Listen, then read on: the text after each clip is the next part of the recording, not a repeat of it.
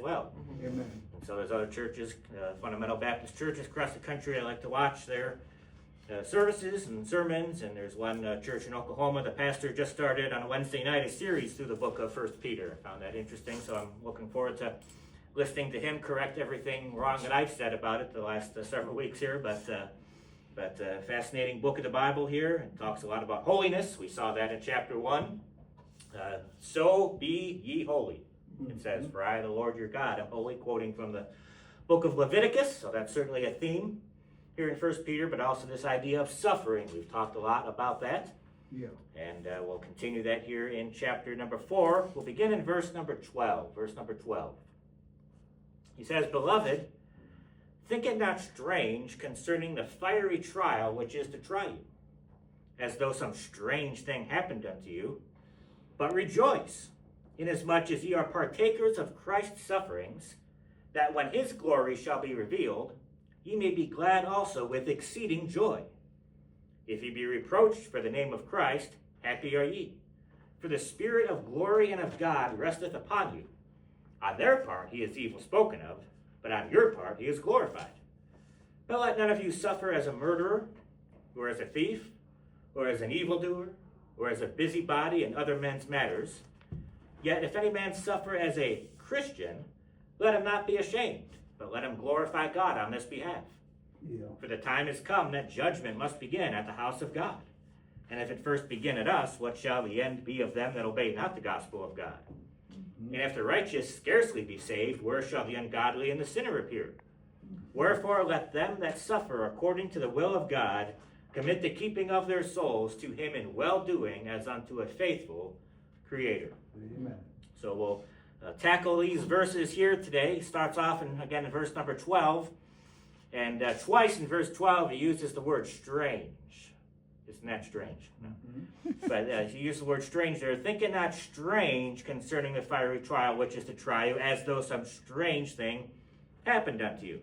So he says, don't think it's strange, don't think it's unusual that you are going through suffering.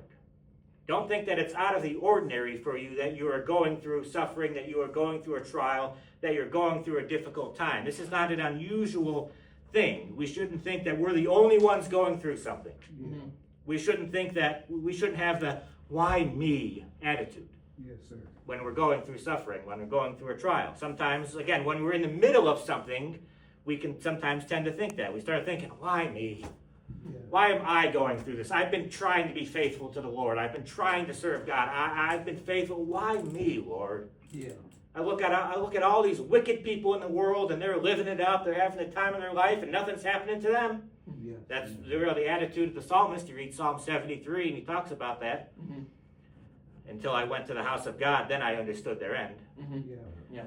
But we look at the lost world, man, they're out there partying, they're having a good time. You know, I could even have been tempted to think that, and maybe I did think that all these months ago, these last few months that I've not been feeling well, laying in bed sick, and I'm thinking, man, there's all this world out there. They're not living for God. They're partying. They're having a good time. They're not sick. Why me?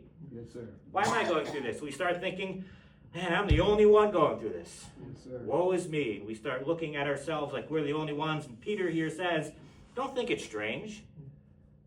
Don't think it's unusual that you're going through suffering. You're not the only one. Really, the opposite of true. If you are a Christian, if you're living for God and you are not suffering, that would be unusual. Yeah.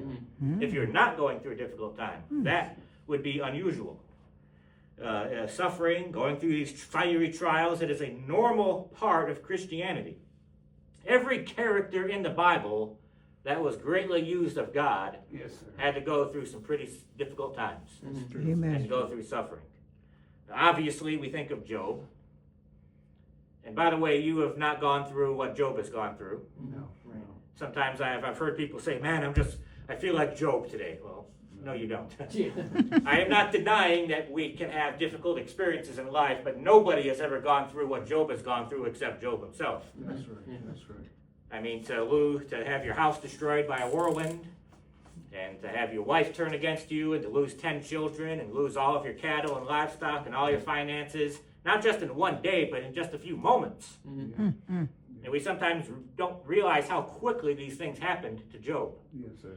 You read in Job chapter 1, and it says, one of the servants came and said, the whirlwind came from the wilderness and destroyed your house, and all your children are dead.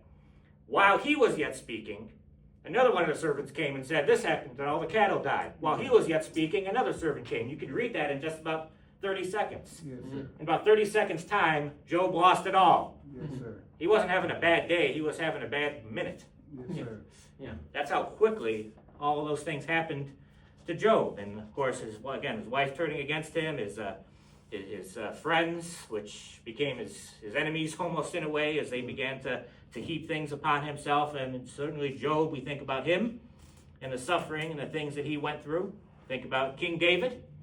Now, there are some characters in the Bible that went through things that were their own fault. Yes. Chastisement. Sometimes bad things happen to us because we're being chastened of the Lord. And certainly